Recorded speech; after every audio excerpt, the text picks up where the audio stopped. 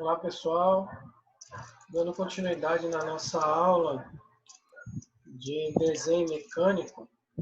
Então, a gente está vendo a parte 8, né, que é essa. Eu terminei a análise desse desenho aqui, né, desse conjunto.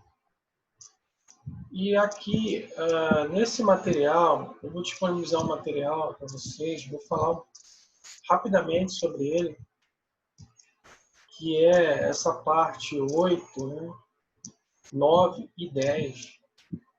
Que ele trata especificamente de elementos de máquinas mais utilizados, certo? Para que você tenha uma noção. Então, são elementos de máquinas padronizados, né? Então, que requer um projeto, etc. E esse projeto é materializado num desenho mecânico, certo? Como a gente vem falando e vem vendo isso aí.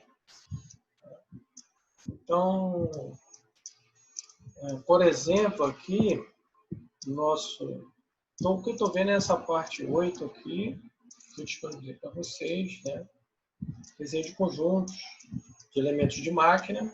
Então, elemento de máquina é uma outra disciplina, né? Onde a gente vê o dimensionamento desses vários elementos de máquina. Nossa disciplina aqui é desenho mecânico, desenho técnico-mecânico, onde encontra-se as especificações desses elementos de máquina. Então, por isso há uma forte relação dessas disciplinas, certo? E a materialização, então, dessas especificações dos elementos é um desenho técnico, né? Como eu falei, aquilo que o projetista determinou, elaborou, definiu, está tudo no desenho. Então, o que gera aí, deixa eu explicar mais claro, tá? A gente vê. Então, a gente passou por esse desenho. Vamos ver alguns elementos desses. Deixa eu fechar aqui. Bom, o primeiro deles é o rebite, que é apresentado aqui, né? O rebite é um elemento que tem a função de unir chapas, né? Então, tem várias configurações de rebite, né? Então, como os elementos de máquina extremamente padronizados, o que se faz muitas vezes é procurar numa norma o que se tem de mais adequado. Por exemplo, aqui, de rebite, né? Eu quero... o projetista define lá que ele vai unir duas chapas lá com rebite. Dessa forma. Por exemplo, os aviões, né? A fuselagem dos aviões é toda com rebite. Aí, então, qual é o mais adequado? Então, ele vai lá analisar para ele, considerando a configuração, a aplicação. Lógico que cada um desse aqui, que é um que a gente não vai entrar em detalhes, tem aplicações específicas, né? E aí ele vai determinar, eu vou usar esse rebite aqui. Então, de qualquer forma, ele deve determinar isso, determinar essa especificação e estabelecer um desenho técnico ou para fabricação ou para aquisição, compra.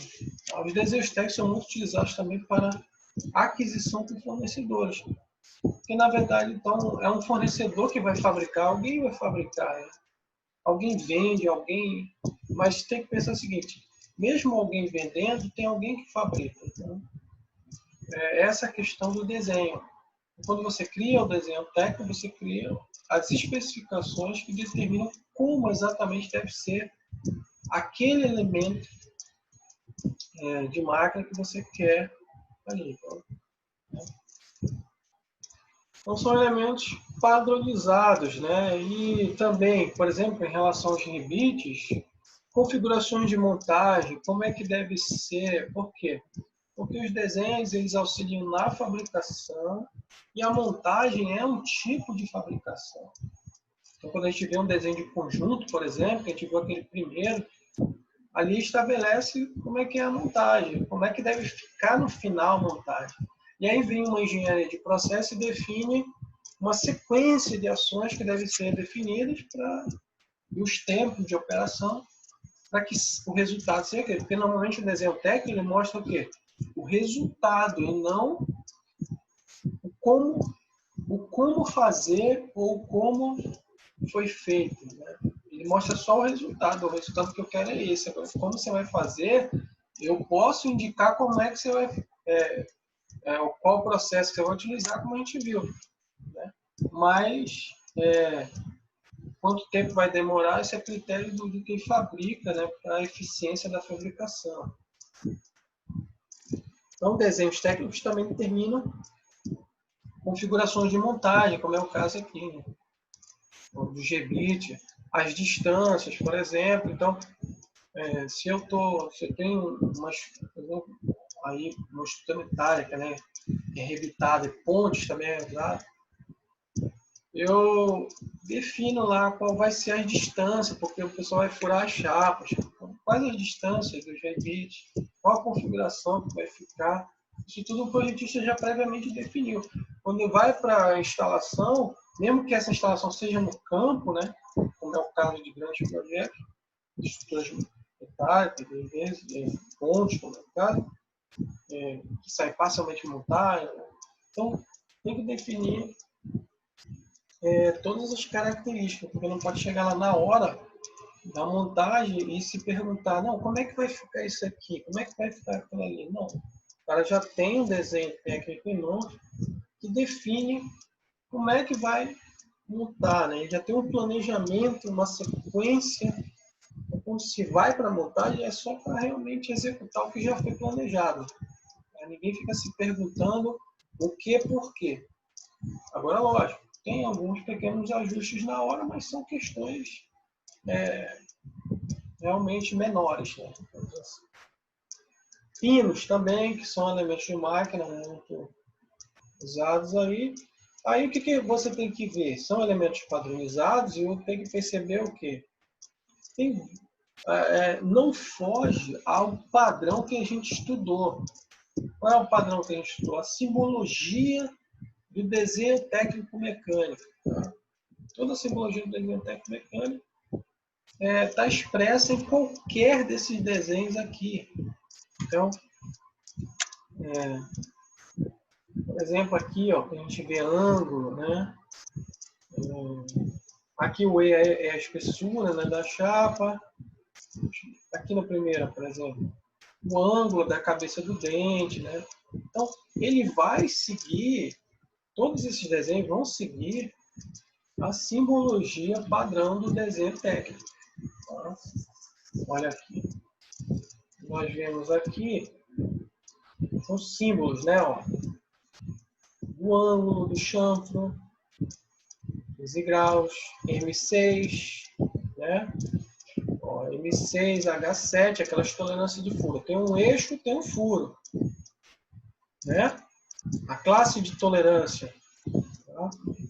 O ajuste, MH. Aí aqui a gente já pode ver, tem folga, vai entrar com interferência. Então a gente vê que aqui, ó, nesse caso aqui é M, né? O eixo é minúsculo sempre, né? Maiúsculo assim. Então aqui, ó, o M vem HM, né? Então o M vem depois. Então isso quer dizer que ele vai entrar com interferência aqui, tá? A letra depois do H indica que ele vai ser levemente maior e o ajuste é interferente. E aí o IT é 6 aqui, né? E é 7 aqui. Então, quando é interferente, normalmente o ajuste é mais fino no eixo. Isso é normal. Veja, aqui a simbologia de corte, né, padrão que a gente viu, ó, são duas peças. Veja que a rachura está em posições diferentes, seguindo a regra. O parafuso não está cortado, que é o padrão. Também, ó, pino, né? Aqui, ó, uma simbologia, qual é essa daqui? Vocês sabem, a gente estudou, de conicidade, né? Quer dizer o quê? que a cada 50 milímetros aqui de distância diminui 1 milímetro aqui no diâmetro. Felicidade, certo? Cavilhas, são pinos também, né? Então, tem o padrão normativo aqui para fixação de vários tipos. Então, é isso que muitas vezes a norma traz. Ah, você quer para uma articulação de peça, né? Vou usar para articulação, vai ficar se movimentando. Então, usa, ó, cavilha, tá ali, ó, KS8, certo? KS8, tá aqui, ó. Então, ele vai ficar bloqueando no meio, aí vai ter 2 pontos de diâmetro igual, de articulação, certo? E aqui a peça em corte. Então, é isso que vocês têm que ter. A cupilha, também é uma peça padrão, elemento padrão, né, que vai ter várias configurações, a forma como ela é utilizada. Aqui, as dimensões da cupilha. Tem uma tabela, o diâmetro, o comprimento, está aqui as letras, ó. Diâmetro, D, comprimento, A está aqui, ó, né, que é a área que vai entrar no furo. Tá? Então, tá aí as configurações da cupilha. Eu vou usar uma cupilha no meu projeto, definir isso. Então, tem que pesquisar numa norma que tem as opções de cupilha padronizadas ali. Provavelmente as que são padronizadas é aquilo que você vai encontrar no comércio. Você pode fazer diferente? Pode fazer diferente, só que o grau de dificuldade você não vai encontrar no comércio, vai ter que fazer de uma forma. E isso aumenta o custo do projeto. Então, quando você vai fazer o projeto, você quer reduzir o custo. Se você usa peças intercambiáveis, peças que já existem no mercado de fácil aquisição, então você só vai estabelecer um desenho técnico com as particularidades ali e vai procurar um fornecedor que seja menor custo, né? Roscas, tipos de rosca também, então, há vários tipos de rosca. Normalmente, aí, você pode, dependendo do tipo de parafuso, fazer um desenho técnico específico, mostrar o detalhe de como tem que ser a rosca. Tudo isso é a gente tem que definir. Você fala, esse parafuso é sem importância, coloca uma rosca comum, não precisa colocar muitos detalhes, porque não tem muita. Então, a necessidade do projeto é que vai ditar realmente o que de especificação vai ser considerado, vai ser colocado no desenho. Tá? Sem excesso, ou seja, sem informação detalhada desnecessária. Tem vários detalhes, mas pode ser assim, então não faz sentido, né? Então, por isso que, como engenheiro, você tem que entender que às vezes, e isso é uma dúvida prática de muitos que eu já percebi, vi na prática, né, inclusive erros de fabricação por causa disso, é do cara ver um desenho técnico lá, tinha umas especificações lá, e eles, isso aqui eu acho que não precisa, porque é um detalhe sem importância. Dentro do conhecimento dele, era sem importância. Mas o projetista tinha colocado lá por um motivo, né, que ele então sabia o que estava fazendo, e um detalhe que parecia ser sem importância, na verdade tinha muita importância em relação ao projeto, porque ele dava uma determinada segurança lá em relação à resistência, que quem estava analisando lá e acabou falando isso. Então, assim, duas coisas. Deve-se seguir fielmente o que o desenho apresenta e, numa escala maior de dúvida, deve-se perguntar diretamente a quem elaborou o projeto. E essa pessoa vai dizer, vai conseguir justificar o porquê, né? Então, em relação a detalhes de rosca, né, há vários tipos de rosca, às vezes a gente fala parafuso, mas há muitos tipos diferentes realmente de rosca. Aqui tem os principais deles, né? E ainda assim tem todas as dimensões estabelecidas. Esse aqui é o mais comum, o triangular, né? Mais usado aí. E há vários métodos de fabricação também. Aqui tem, por exemplo, rosca direita, rosca esquerda. Então isso tem que se definir, porque você observa aí, quem trabalha, quem já teve algum contato com mecânico, tem parafuso que é rosca esquerda, tem parafuso que é rosca direita. E muitas vezes, o normal é ser rosca direita. Se não há nenhum grau de dificuldade, rosca direita é um padrão. Só que às vezes, o movimento de giro pode folgar a rosca direita. Então o cara bota a rosca esquerda. Então cria outro artifício para não folgar. Então às vezes o cara assim, o cara botou rosca esquerda para quê? Então não tem que ficar se perguntando para que é a rosca esquerda. Tem que fazer a rosca esquerda porque está lá escrito a rosca esquerda. Então é um detalhe importante que o cara colocou porque, por algum motivo. O cara não vai colocar aquilo sem motivo. Então isso é importante definir também. No caso do parafuso. Né? E aí rosca pode ser fabricada por usinagem, pode ser feita por laminação, né? O desenho técnico normalmente é representado dessa forma, então você pode fazer uma representação do final, por exemplo, um desenho de montagem do conjunto. Isso aqui é um conjunto. Ó. Eu tenho duas peças sendo unidas por um parafuso que tem uma porca, uma arruela aqui. Então, só aqui, olha, tem 3, 4, 5 peças, né, nesse conjunto. Mais desenho de conjunto, então. Aí eu tenho a opção de botar desse jeito, colocar desse jeito, escariado, ou então esse parafuso redondo. Qual que eu vou colocar? Aí o cara, então o cara não definiu qual é o parafuso, então vai colocar qual? Então, assim, ele tem que definir isso aí, porque o projeto é dele, então esse parafuso, por exemplo, com essa camisa desse jeito, então tudo para o projetista tem que pensar, estética ele tem que pensar, manutenção ele tem que pensar, segurança,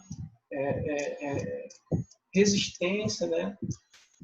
Então são fatores aí relevantes. Normalmente quando você faz o encaixe é sempre para ele não aparecer na superfície aqui, né?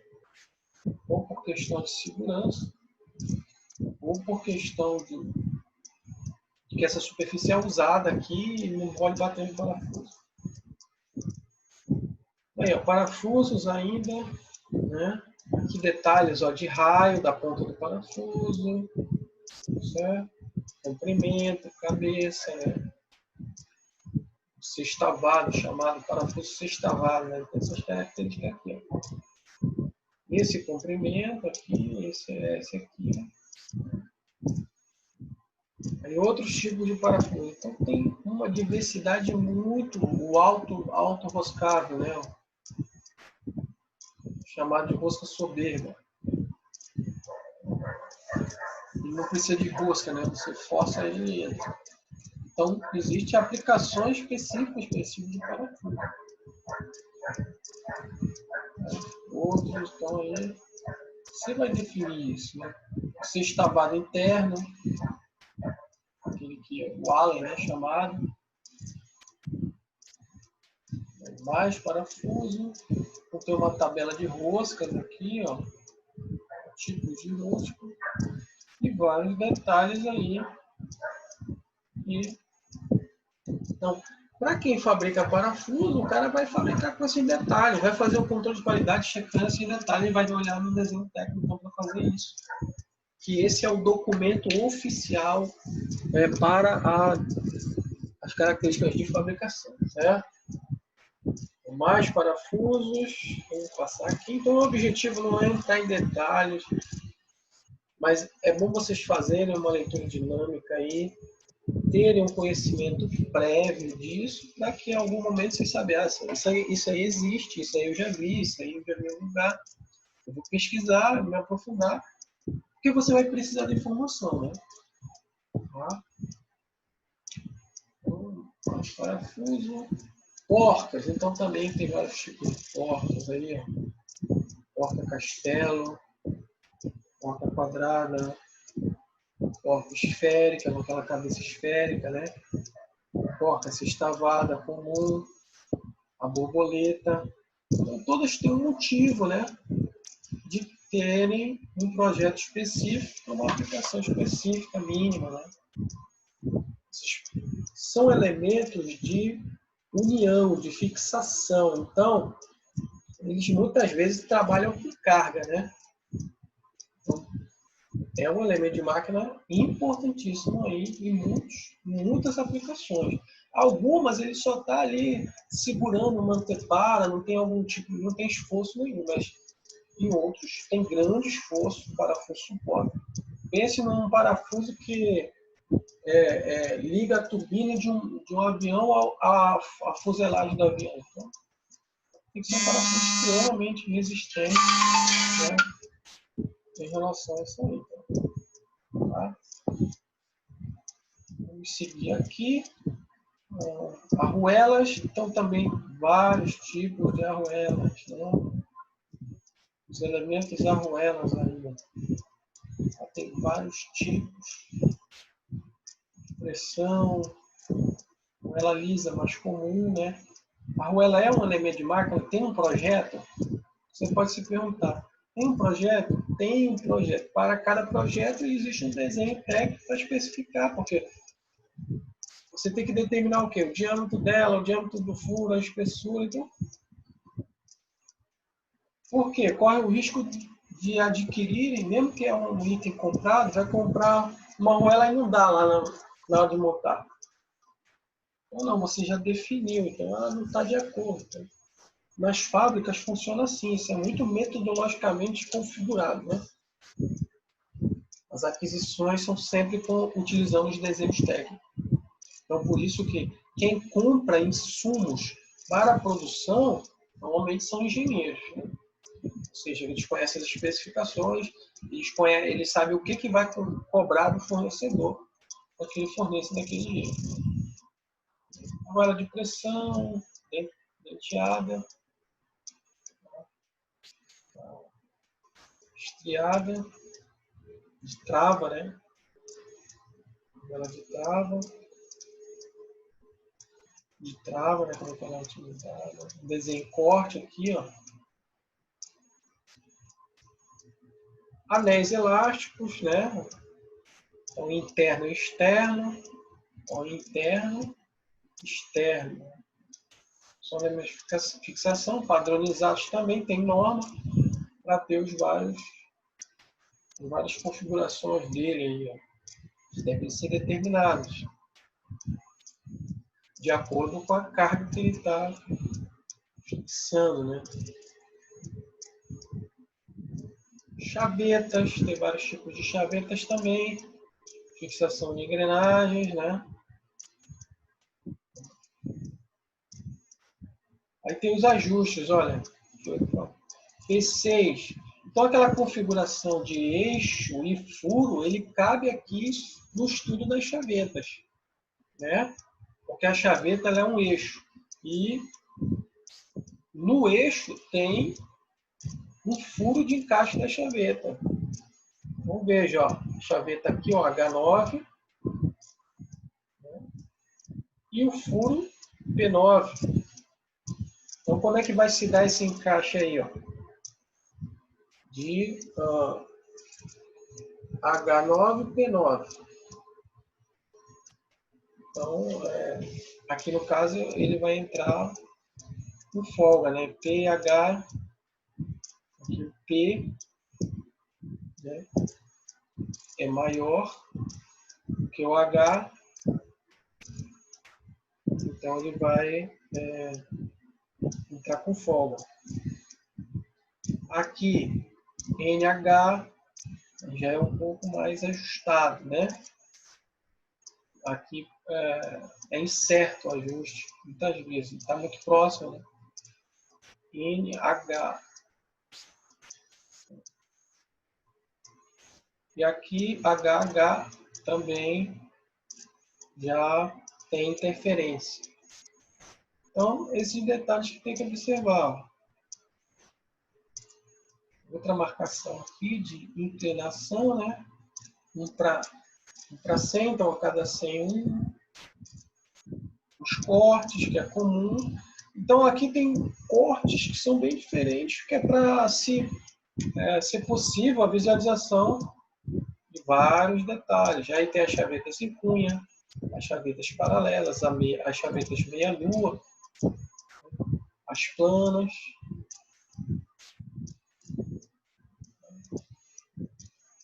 Ela tem norma também para você definir a chaveta e ela é um elemento que deve ser dimensionado, porque normalmente você observou que ela está segurando a engrenagem aqui, né? Ela segura a engrenagem, segura uma polia. Então, quando a engrenagem girar, ela tem que levar o eixo junto com ela. Então, não pode haver movimento relativo entre a engrenagem e o eixo. Essa é a função da chaveta. Para ela fazer esse giro, toda a carga daqui do dente vai ser direcionada para a chaveta. Então, ela tem que suportar essa carga. Por isso, eles são feitos de materiais altamente resistentes. Aí, e o projetista deve dimensionar esse comprimento da chaveta aqui, porque tem a ver com isso, né? Chavetas, mais chavetas, meia-lua, chavetas. Aqui tem um exemplo de aplicação do desenho. Então, fechei aqui. Essa parte 8.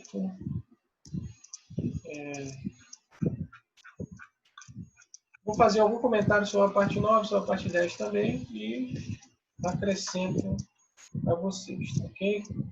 Então, vamos finalizar. Já está com 26 minutos de vídeo. Bons estudos e até o próximo.